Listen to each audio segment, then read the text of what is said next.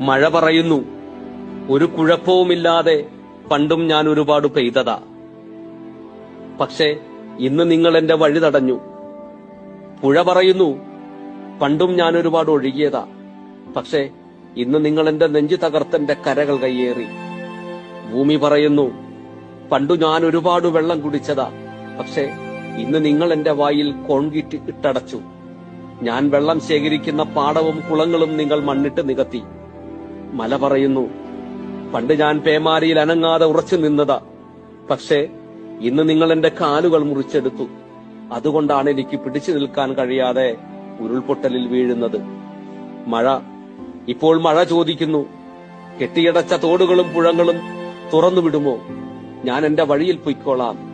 പുഴ ചോദിക്കുന്നു, എന്റെ കരകളിലെ കയ്യേറ്റങ്ങൾ ഒഴിഞ്ഞു തരുമോ? ഞാൻ എന്റെ വഴിയിൽ പൊയ്ക്കോളാം.